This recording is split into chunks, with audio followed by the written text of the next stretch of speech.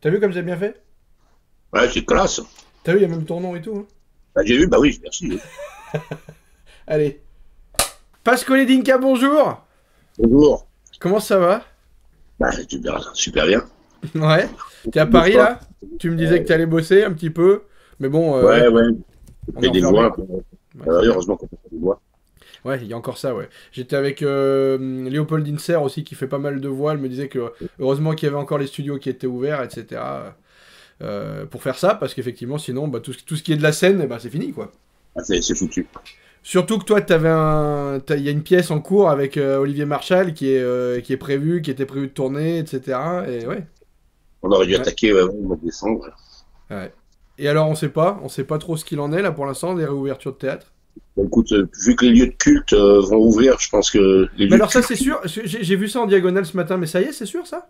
j'en sais rien, mais s'il y a les lieux de culte, on peut avoir les lieux de culture. Bah ça paraît logique, ouais. Bon, je t'explique un petit peu le concept. Je te l'ai déjà expliqué tout à l'heure, mais je te le redis pour les gens qui vont regarder la vidéo. Ouais. Je vais te donner trois mots Ouais. et un après l'autre, hein, évidemment. Attends, il y a mon chien qui est Ouais. là, ouais. Regarde, tu le connais celui-là, je t'ai montré. Ah mais oui, tu le connais. Ah oui, oui. C'est Il celui pète, qui il pète. pète. Il pète, il t'appelle des morts. Il pète, il est mort. Ouais, c'est lui.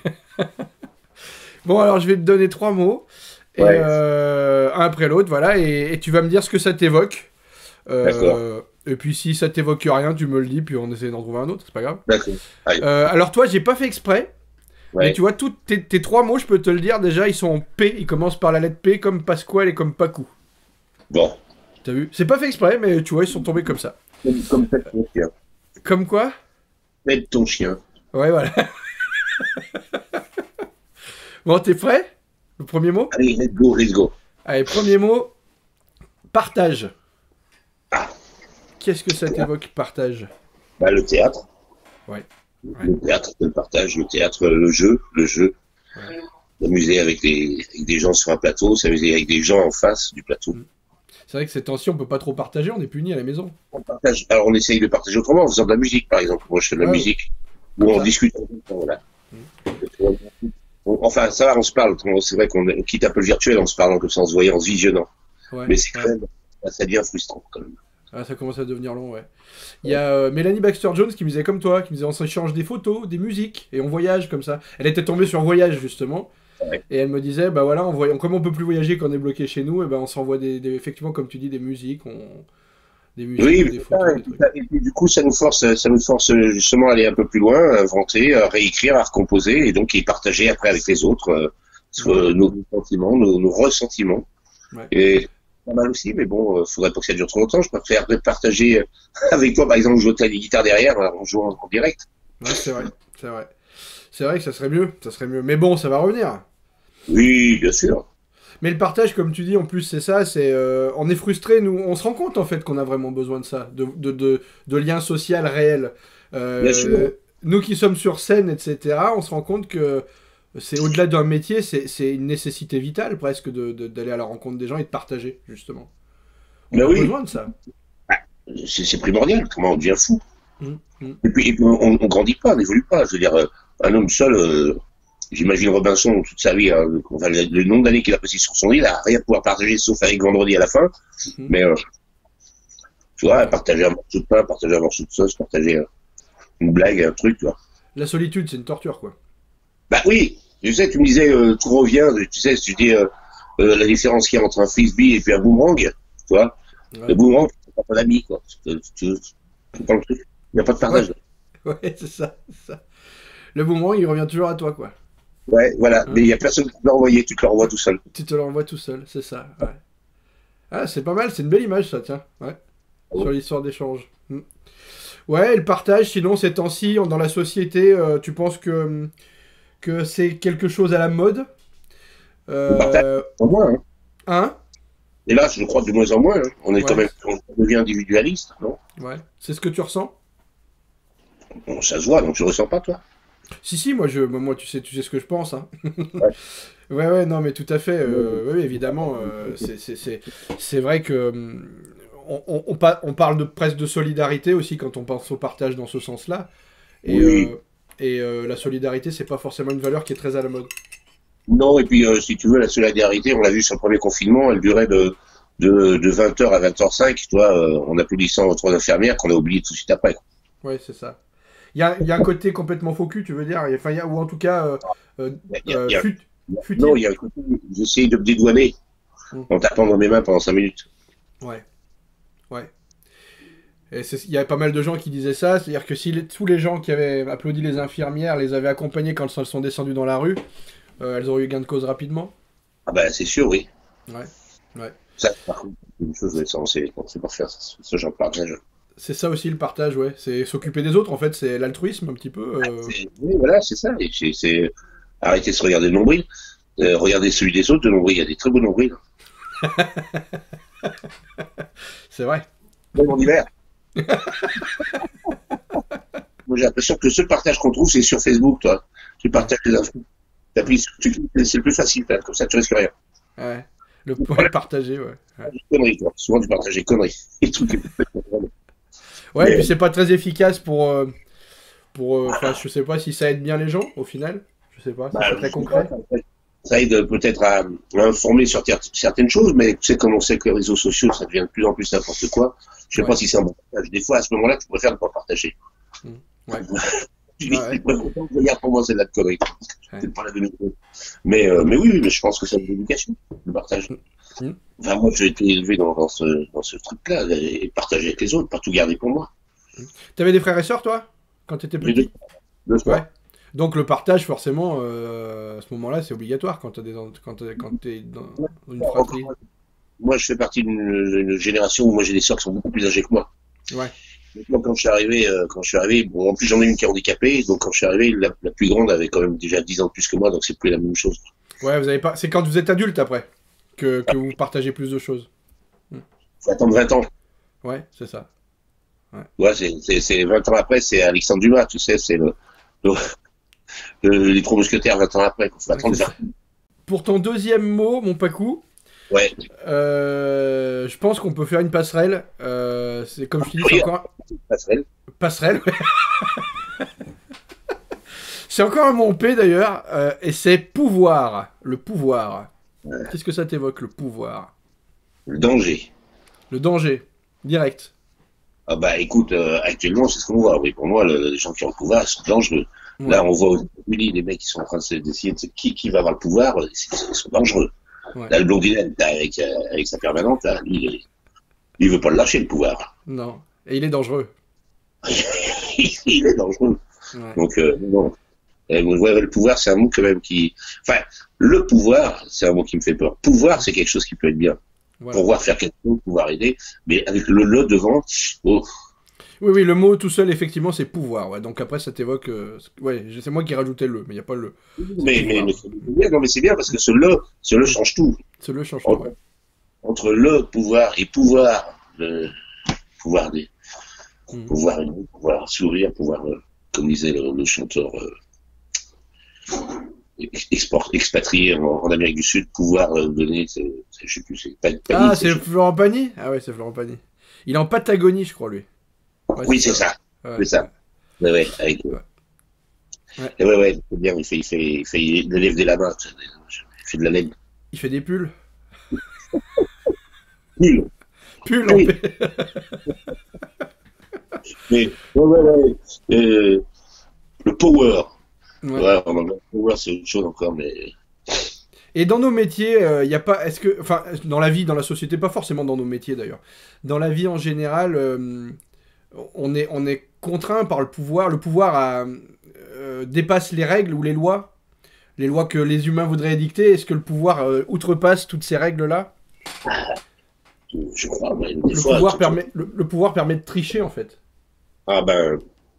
Surtout si alors si on te donne, bon, tu peux faire quelque chose tu peux peut-être essayer de faire quelque chose de bien, mais quand tu le prends de force, quand même un peu pour exploiter. Ouais. Mais cette volonté d'avoir le pouvoir, c'est bien que justement le pouvoir, C'est la domination de l'homme, toujours. Hein. C'est depuis la nuit des temps. Hein. Avoir le feu, c'est le pouvoir. Avoir la nourriture, c'est le pouvoir. Ouais. Tu vois, je regardais l'autre jour... le pouvoir, ça peut être n'importe quoi. Hein. Je veux dire, l'autre jour, je regardais un truc sur les Incas. C'est marrant.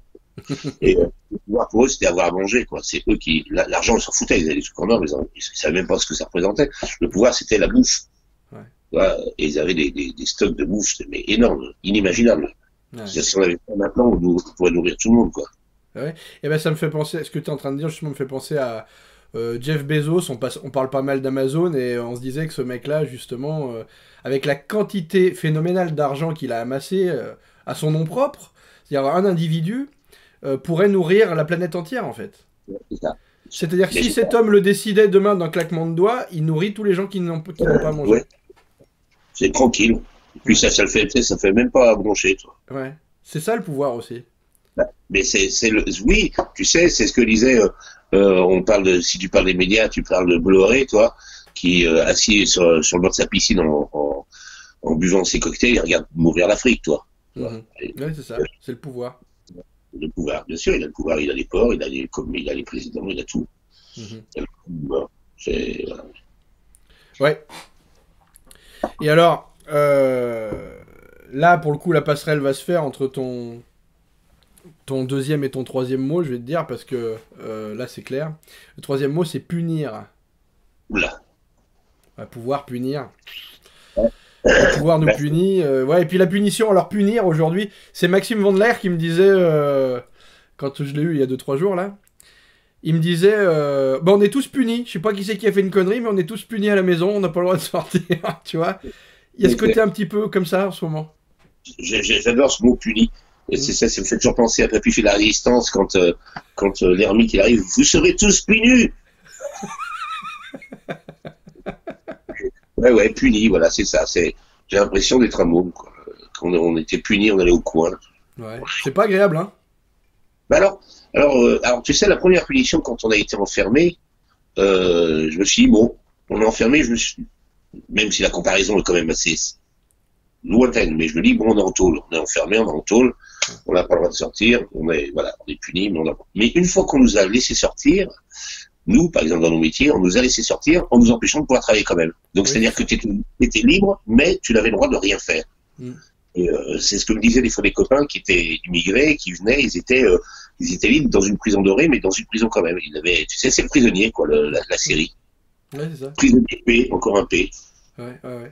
Mais c'est ça, t'as raison de faire le rapprochement avec ça, parce que mine de rien, dans toute expérience, il y a du bon à prendre, et on a appris, effectivement, on a appris à ressentir ce que certains ressentaient tout le temps, en fait. Ouais, c'est ça. C'est ça que tu dis, en fait. Et encore, nous, on avait le droit, on avait le droit de biaiser, toi. On faisait des fautes, et on faisait des Auschwitz, pas pire. Ouais. Mais il n'empêche que on est puni, on part des gens qui ne savent même pas pourquoi ils nous punissent. Enfin, si, ils doivent sûrement savoir pourquoi ils nous punissent, mais des fois, on ne sait pas pourquoi on est puni. Ouais, c'est ça. C'est pas nous qui en font les cons, quoi. Comme dit, il a raison. Il a raison. Il dit, on est tous punis, je sais pas qui c'est qui a fait la connerie, mais on est tous punis à la maison. Voilà. Le bon mouton dirait c'est normal, c'est bien fait. Voilà. On a sûrement quelque chose à se reprocher, tu sais, c'est on l'a vu quand il y a eu le couvre-feu. Moi, je discutais avec Léopold Inser, justement de ça, on parlait de la jeunesse. Et lorsqu'il y a eu le couvre-feu, là, juste avant notre deuxième confinement, la jeunesse a été montrée du doigt, accusée, comme si c'était les responsables du confinement qui allait venir, en fait. Tu vois, c'est à cause de vous, c'est machin. Et c'est terrible, c'est ça. C'est-à-dire qu'il faut trouver, comme tu dis, il faut trouver un coupable. Et alors, c'est jamais les gens qui nous représentent, c'est jamais les gens qui s'occupent des affaires, mais et on est très fort pour croire ça. Ils sont du bon côté du bâton. C'est ça. Du côté de la peine, quoi. Mais alors, tu vois, tu parles des jeunes. Alors hier, c'était drôle parce que je montais la rue Le Pic. Et là, je suis tombé sur toute une bande de vieux du quartier que je connais, dont notamment un très vieux copain, André Dio, qui est un très grand éclairagiste du théâtre, comme aux 4 Molières. Donc, c'était la moyenne d'âge, ils avaient entre 87 et 90 ans, tu vois. Et ils avaient fait le mur, quoi. Ils étaient sur une terrasse, à se partager un canon rouge en mangeant des gâteaux et des machins, et avec la vieille, donc la femme de mon pote, qui disait les gars, faut qu'on bouge, ils vont arriver, on va se faire serrer. J'étais quoi. 83, et les mecs ils étaient en train de faire allez tiens, fuck. C'est beau, il y a quelque chose à prendre là-dedans, il faut absolument qu'on apprenne de nos anciens. C'est eux qui ont refusé, hein. Toi, ils ont dit non. Ouais. C'est le truc, l'homme qui a dit non, de Gaulle. Ouais, c'est ça. C'est ça. Non, mais c'est incroyable parce que on a l'impression que du coup, notre génération, la nouvelle génération largement, est beaucoup plus frileuse que les anciens qui nous montrent un petit peu des fois. Attendez, moi je vois aussi mon père me dit ça. Mon père est très révolté contre l'enfermement, les confinements, le fait qu'on lui dise ce qu'il faut faire, ce qu'il faut pas faire, qu'on lui empêche de faire des choses. Et alors je l'essaye de le raisonner de temps en temps, mais en fait, est-ce qu'ils ont pas raison de dire ça suffit quoi? Moi, tu sais, voilà, moi je fais partie, je pense, des derniers de mon âge, hein, et pourtant je suis pas encore très vieux, mais mon père donc a fait la guerre, il a été déporté, il a fait Cosaque et tout ça. L'enfermement, c'est une chose qu'il a toujours refusé après. Quand tu as fait 2 ans de camp, toi, tu dis stop, jamais on il aurait jamais accepté aujourd'hui d'être confiné. Non. Ouais. Même si tu lui disais que c'est raisonnable de le faire, il aurait dit vas-y, va te confiner. Toi. Ouais, c'est ça. C'est ça. Vous me foutez la paix. La délicate balance entre la santé publique, enfin la manière dont on nous l'explique, et parce que j'ai vu ce matin, moi alors encore une fois j'ai vu, je sais pas ce que ça vaut, mais une dame qui expliquait sur un plateau de télévision, LCI, hein, pour pas citer, je crois que c'est plus Jadas, et une dame qui était chez elle qui disait que selon les graphiques, effectivement on assistait à un très très fort recul de la maladie et de la pandémie, mais que, statistiquement, c'était pas dû ni au confinement, ni au couvre-feu. Mais parce que ça arrivait trop tôt, après toutes ces mesures. Il disait, pour voir les mesures du confinement, il aurait fallu attendre 15 jours. Or, 2 jours après le confinement, boum, ça tombe d'un coup. Donc il dit, ça peut venir du couvre-feu. Et elle dit pareil, alors le couvre-feu, pareil, non, parce qu'on voit que direct après le couvre-feu, 2 jours après, pam, ça a déjà chuté à fond. Enfin bon, bref, donc du coup... C'est ça. Donc, en fait, je pense que toute cette histoire relève d'un manque d'information, d'éducation. On nous a mal éduqués à ce truc-là, parce qu'en fait, nos professeurs, donc nos dirigeants ne savent pas. Ils ne savent pas. C'est-à-dire que moi, j'allais donner un cours de russe alors que je parle pas russe. Ouais, c'est ça. Ouais.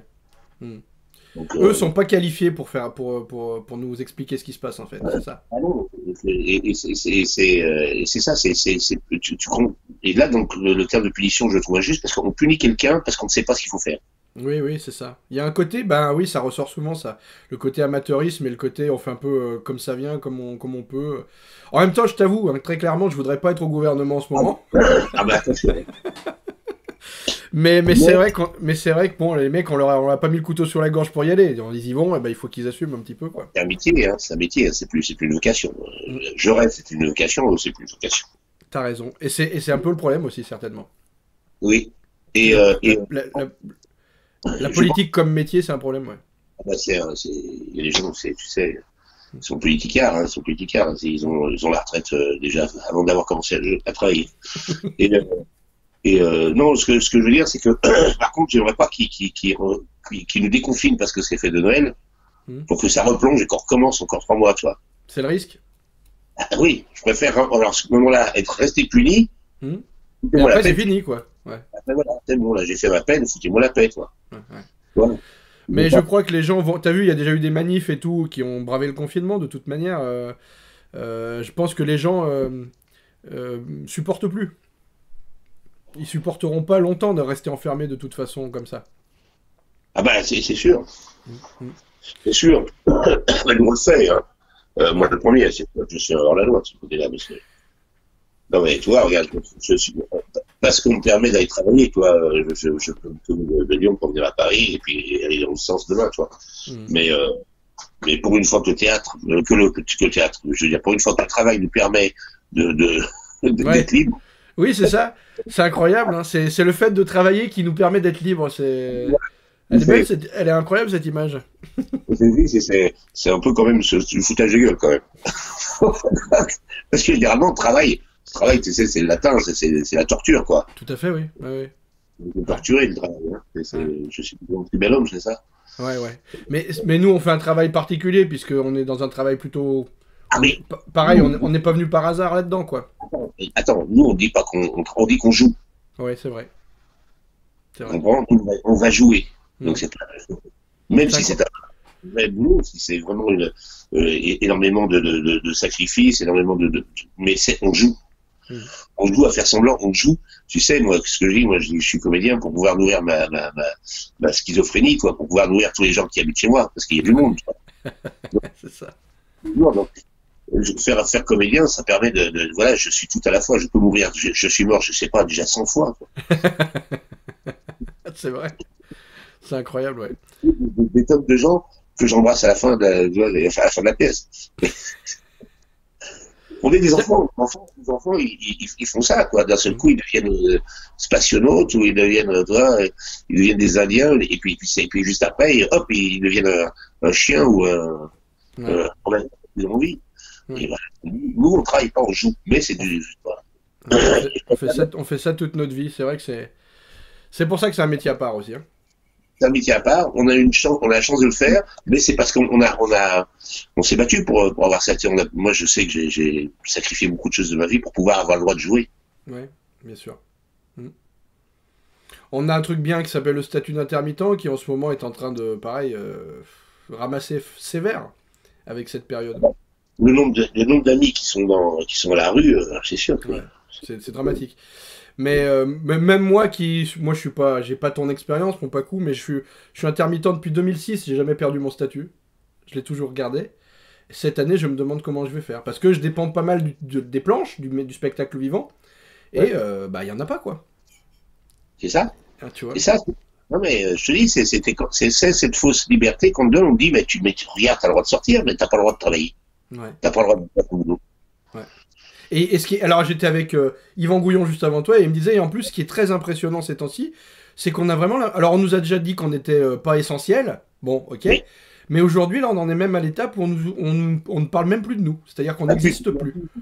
C'est ce que je pense. Un jour on a parlé de Bachelot, pourquoi il faut la mettre au chômage, hein. Ouais, c'est vrai. Partiel, parce que pour l'instant la pauvre, attends, je dis pas que c'est de sa faute, mais la pauvre elle sert strictement à rien, puisque de toute façon, si elle dit je peux, non, toi tais-toi. Bon, c'est ça. Bon, c'était encore une belle tête de gondole, une belle image commerciale, mais ouais, en termes d'efficacité. La gondole que j'aime bien, c'est celle que je trouve à Venise, moi, c'est celle que je peux. Les autres, dans les supermarchés et puis au ministère, les gondoles, ça me fait pas un plus gondoler, ça veut se dire rire, mais moi ça me fait pas rien du tout. Ouais, je comprends. Moi non plus. Pas trop en ce moment. Bon, écoute, je te remercie, mon Pacou, c'est super. T'as fait le tour pour punir? Tu penses oui. Ouais. Bah oui, bon, déjà j'ai bien puni les gens en leur tenant le bavoir pendant une... Bon, écoute, mon Pacou, je te remercie beaucoup. Eh ben, continue à bien parler aux gens. Je te fais plein de bisous.